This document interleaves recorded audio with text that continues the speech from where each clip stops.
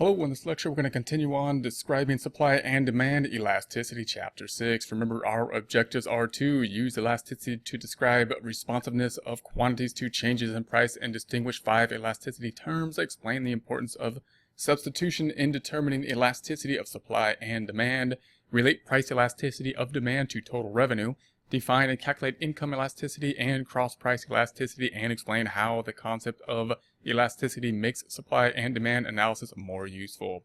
Alright, so we have the substitution of elasticity. So now we're going to talk about the substitution for elasticity and elasticity. What makes supply and demand more or less elastic? So we have this idea of substitution.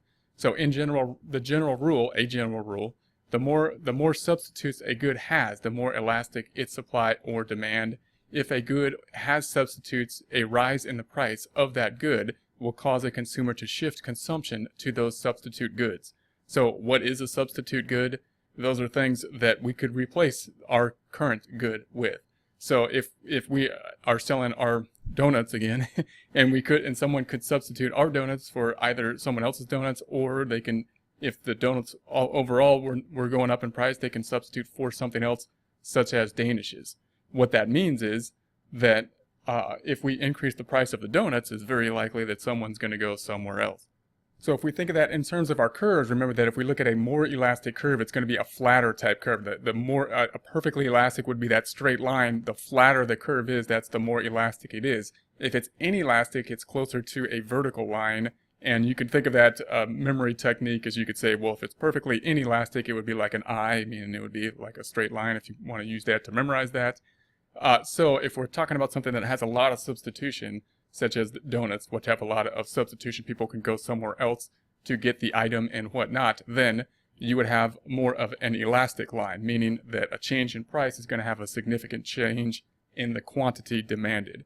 If you have an inelastic with less substitution, people can't go somewhere else. There's a patent on the cancer drugs. People can't go somewhere else to get it because it can only be distributed in one place, or it's illegal, and only people that are distributed are people that are breaking the law or something like that. Then you're going to have a very inelastic item here and a lot less substitution. And so that would be something that would look more like a vertical line such as this. So now we're going to discuss how elasticity, total revenue, and demand, how elasticity and revenue will be related. We touched on this before. We'll just take a look at this concept again. The elasticity of demand tells suppliers how their total revenue will change if their price changes.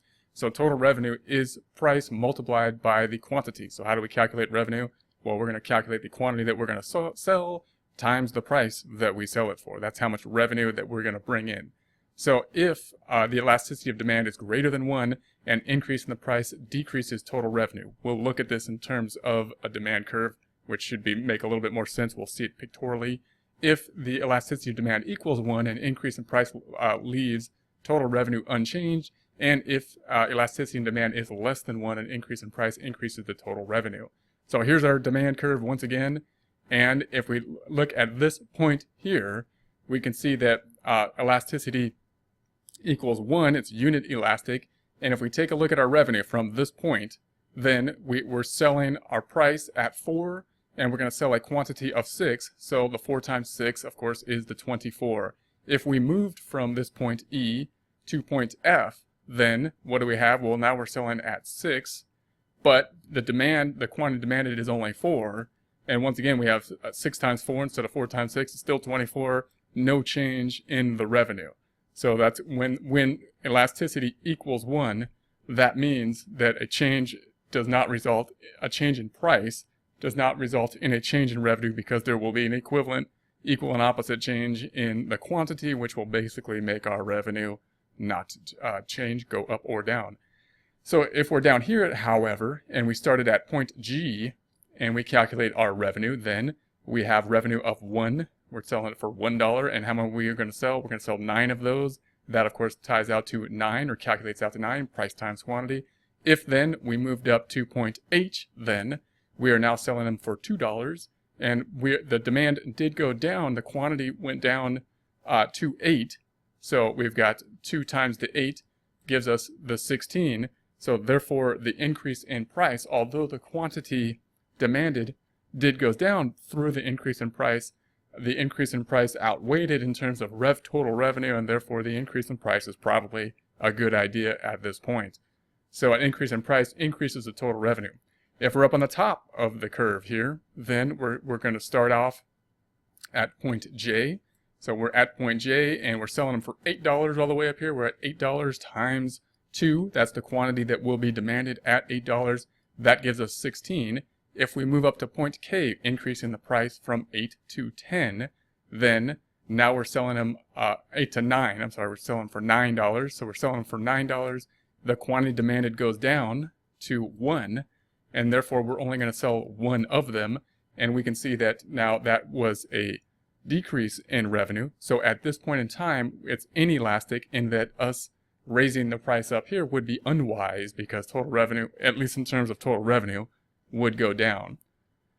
So if we break that out into a table, then we'd say that if we're elastic, meaning that elasticity is greater than 1, then we're elastic. If that's the case, if the price rise, total revenue will decrease. Because remember, if we're elastic, that means that there's more kind of substitution effect. That means that that's the scenario if we were talking about a product as a whole, instead of just one product. The type of product that would be more elastic is something like hamburgers or something where someone could go somewhere else. Therefore, if we raise the price, there's going to be a more larger change in the quantity demanded. If price declines, then the total revenue increases. So that's the point in time where we actually want to decrease the price in order to increase the quantity demanded, and that could actually increase our total revenue. If we are at unit elastic, which is really where we want to be along our demand curve, then if we rise the price, then it remains constant, our revenue remains constant. And if we decline the price, it remains constant. That's, of course, where we're going to tend towards. If we are inelastic, then a price rise will increase revenues. So remember, now we're at the point where we are not elastic. And when we think about the type of product that's not elastic, again, here we're talking about one product that's going along the demand curve. But if we were to compare that to a type of product that is inelastic, that would be like the cancer drugs that someone really needs. Doesn't matter how much you charge for it, still probably going to pay for it. And so if we're talking about that part of our product, if we're at that area on the demand curve and elasticity is less than 1, then we probably want to increase the price because it would increase revenue.